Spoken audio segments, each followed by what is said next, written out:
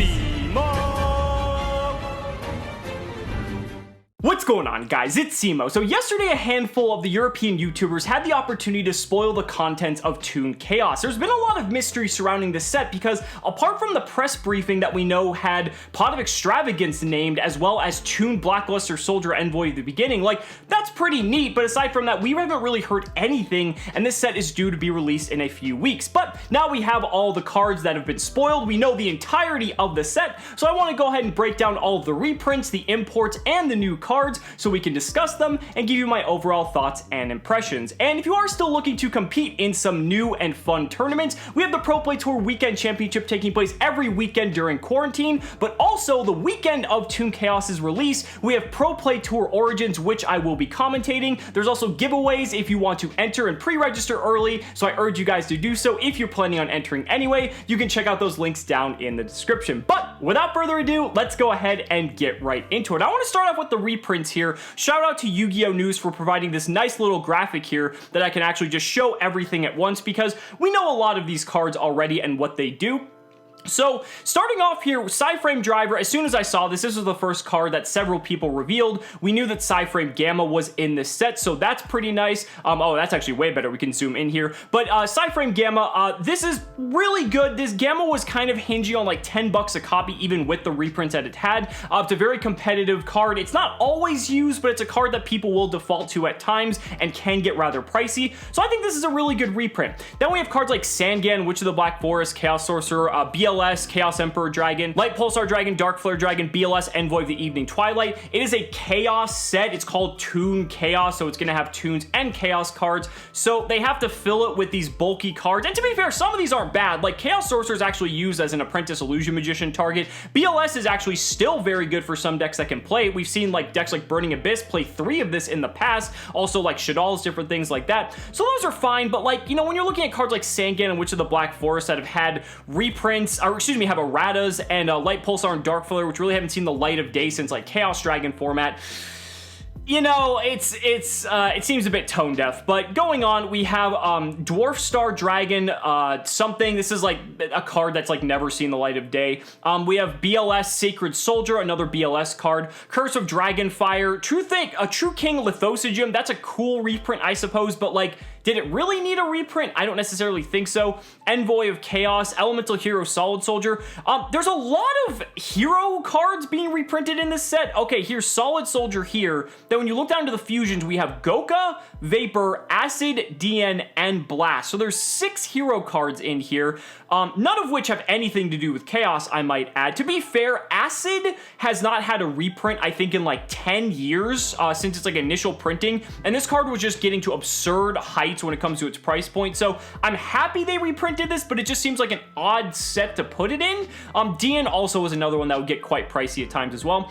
Moving back, there's Keeper of Dragon Magic. This was like a promo from the Megatins a few years back that like never saw the light of day. I don't know. Microcoder I actually think is a very good reprint, simply due to the fact that this was only released as a video game promo, and so that was the only way to get it. The card would climb in price exponentially at times, and you know, decks like Salamangreat, and there are Code Talker decks that want to play it, so I think that's a cool reprint. But again, the set itself is kind of weird. I guess it's dark, so that's something. Frightfur Sabretooth, again, another card that was extraordinarily expensive for no reason. There is some Frightfur stuff we'll talk about a little bit later. Mud Dragon of the Swamp, Stardust Dragon, Sanafond, Bamboozling Gossip Shadow, Proglio. Proglio, I think, was another one of the promos. But, like, again, did any of these cards really need reprints? I don't think so. So, like, some of these just seem like odd inclusions. Then scrolling down here, Toon World, makes sense. It's Toon Chaos. Supervise, you'll see why this is here in a moment. Chaos Zone, because it's a Chaos card. Desires, I think this is fine. Desires being, you know, a just very universally good card. More reprints of this is fine. Signet Codec, Extravagance. The one thing I'm so worried about with this is going to be short printed into oblivion. Just wait for it. When the numbers come out, come and look at this video again and you'll see it'll happen. And then Starlight Road. So like when you're looking at reprint quality, there's like 1, 2, 3, I guess if we want to count Acid, and then like 4 if we're going to count Extravagance. I guess Desires also if you want to, but like Desires is already really affordable, so like I don't really even want to count that. So like 4 to 5 reprints out of, what is this, 9, 18, 27, 36 cards.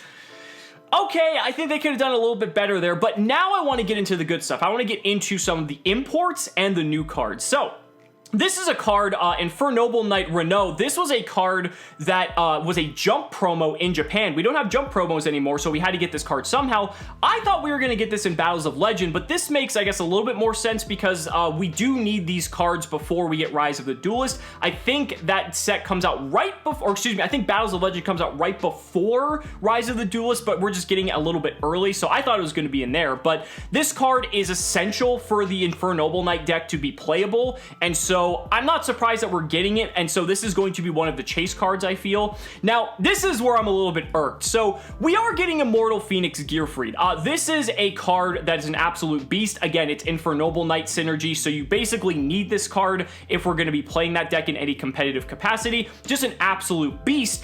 But the problem is, the OCG got this in a structure deck, and so that's what's kind of messed up, is that they took a structure deck, gave us 10 of the, I think not even 10, it might be like 8 to 10, let's see, 1, 2, 3, 4, 5, 6, 7, 8?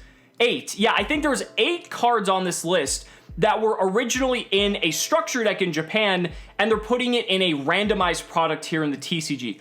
Why are they doing this? Like, that's just so frustrating because, like, they're gonna make these cards harder to get than they have to be. There's no reason that these cards should be anything above, like, $5 to $6 a piece because they should be in a structure deck. So, Gearfried is in here. Sublime Knight, this card is, again, another part of the Infernoble Knight strategy. Very solid card. Also good at just being able to generate Link 2 worth of material on its own. So that card might just be used outside of the archetype itself. Roland is not played in all the Infernoble Knight decks from what I've seen, but it is played in some. The card isn't bad. Evocateur Avec, I probably pronounced, just butchered that. Gearbreed, Super Magic Sword of Raptinus, Crossover, and Gemini Ablation. So again, these are all cards that we should have had in a structure deck, but it's in a randomized product. So I'm not too fond of that.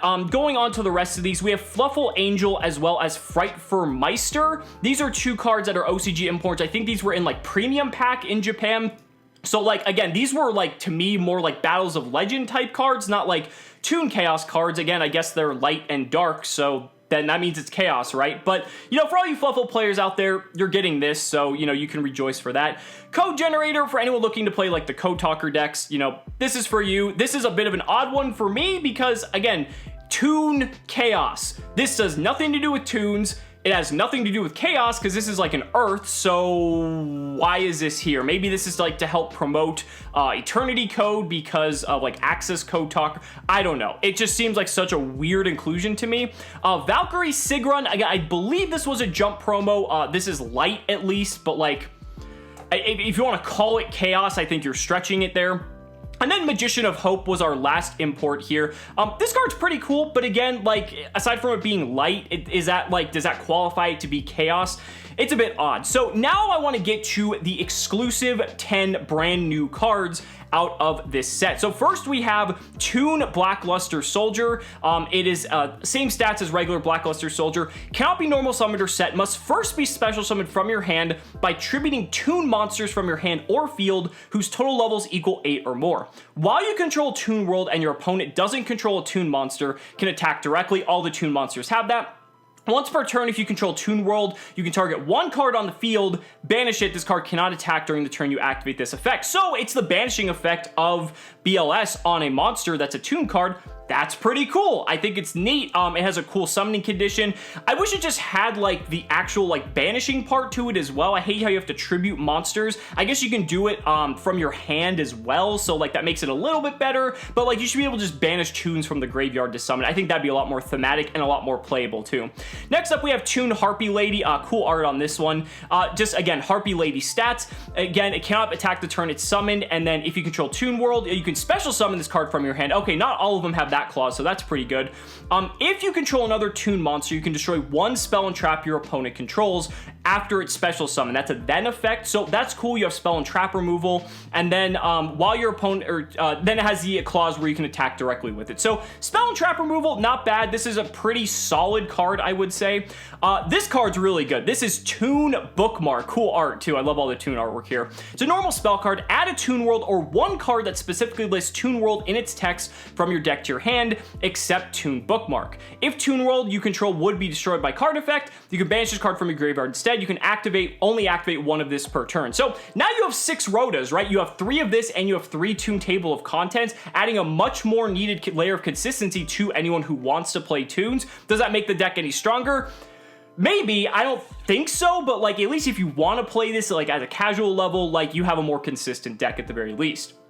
This card is neat. First of all, look at this artwork. This is so awesome. But this is I think this is like Toon Page Turn, I think is the English translation. So if you control Toon World, quick play spell by the way, reveal 3 Toon monsters with different names from your deck. Your opponent randomly chooses one for you to special summon, ignoring its summoning conditions. Also shuffle the rest into your deck. You can only activate one of this per turn. That's a really, really cool card. The fact it summons it to the field, it is random and you do have to play 3 different Toon monsters.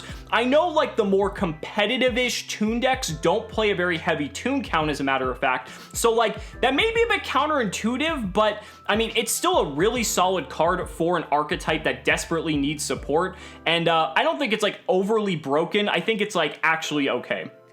Next up, we have Terror Toon. This is a counter trap. When a spell, trap card, or monster effect is activated while you control Toon World and a Toon monster, negate the activation, and if you do destroy it, you can only activate it once per turn. So it's an Infernity barrier for Toon monsters. You have to control Toon World and a Toon monster, which kind of sucks. I wish it was like just Toon World, but you know, can't have it all, right? It also, you know, once per turn, it's Toon monsters. Now, going aside from Toon monsters, we also have some new Chaos cards, and Chaos Creator is one of them. This card is a beast. So it's a dark level 8 thunder effect, 2300 3k. So it's the creator stats from Rise of Destiny, except it's dark. Cannot be normal summoned or set. Must first be special summoned by banishing 1 light and 1 dark monster from your graveyard.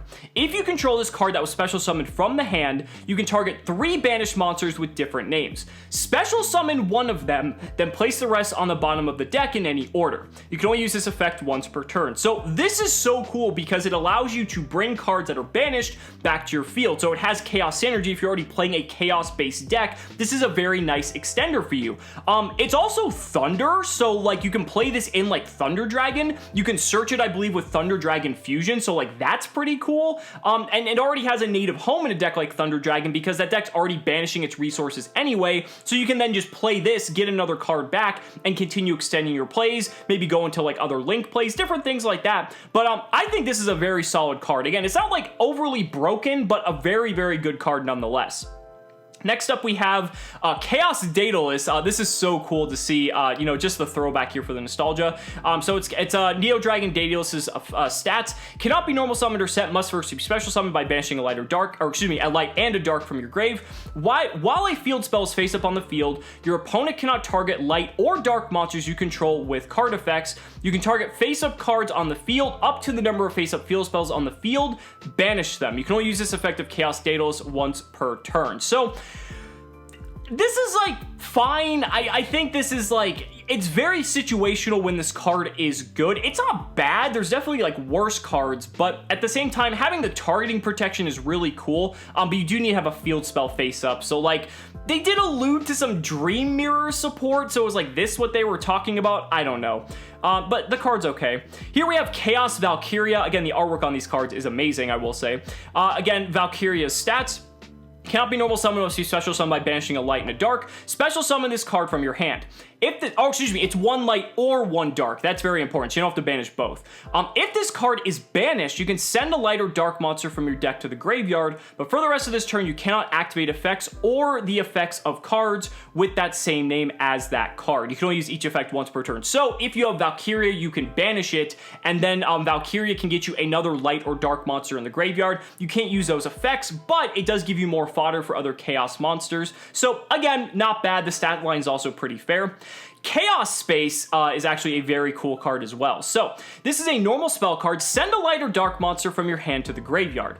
Add a light or dark monster that cannot be normal summoned or set from your deck to your hand with a level from 4 to 8 and with a different attribute than that monster. So if you send a light monster, you get to search a dark monster and vice versa. You can banish this card from your graveyard, then target one of your banished light or dark monsters that cannot be normal summoned or set. Place that monster on the bottom of your deck, then draw 1 card. You can can only use this effective Chaos Space once per turn. So this is neat. This allows you to not only just start getting fodder into the graveyard for your Chaos monsters, but you also get to search cards like BLS, like Chaos Emperor Dragon. You can search on the Armageddon Chaos Emperor Dragon, the prize card. Dark Arm Dragon is another one I believe you can search. There are some interesting cards that you can use with Chaos Space, and get the baby Chaos Dragons, Wyvern Burster, and Collapse Serpent fall into this category as well. So if you're looking for another extender and getting the fodder in the graveyard, so imagine like pitching a light monster and searching Collapse Serpent. Well, now you can immediately summon the Collapse Serpent and you can start going off from there. There's a lot of things I think you can do with this card. I think this card is very strong and probably has the highest probability of seeing play out of all the cards we've discussed so far.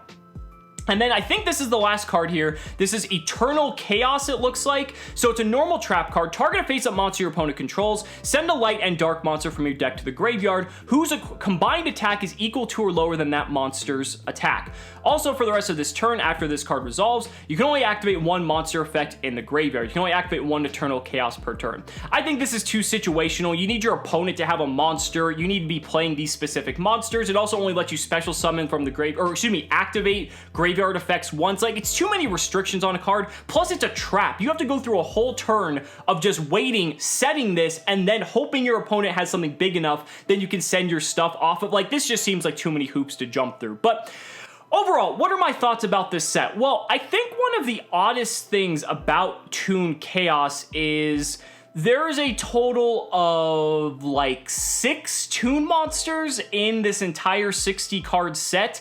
I think there is as many hero cards in here as there are Toon cards, so that's a little bit perplexing to me. I guess why wouldn't they just put all the Toon cards in here that they could? Granted, like, not all of them are great, but like, if it's a Toon themed set, why not just have reprints of the old cards for nostalgia? I guess, like, you know, it just at least makes sense with the name of the set. Also, for like the Chaos part as well, I definitely think there are some other cards they could have picked to put in here. Going back to the Toon stuff, Toon Kingdom isn't in here, and that card is like extraordinarily expensive for no reason. I know we have the Legendary Duelist reprint set coming out relatively soon, and that set is supposed to be like all of like the first 2 or 3 Legendary Duelists in one set. So if Toon Kingdom's gonna be anywhere, at least it's gonna get a reprint in that set. But again, this is Toon Chaos. This was your just opportunity to just put everything Toon related in here, especially because Toons, from a casual perspective, have a major cult following just because of their ties to the anime. It just seems like it's all over the place. It really doesn't have a lot of direction and kind of just seems like it was kind of thrown together at the last minute. I don't know. It's a tough one to say for sure. I don't really think like Toons are going to be like, you know, meta viable by any stretch of the imagination. It's cool to see that Toons are getting support. Like I said, they definitely needed to print the Infernoble Knights at some point if we wanted that deck to be playable here in the TCG. So they kind of did what they had to do, but a lot of the reprints in this set I think definitely missed the mark.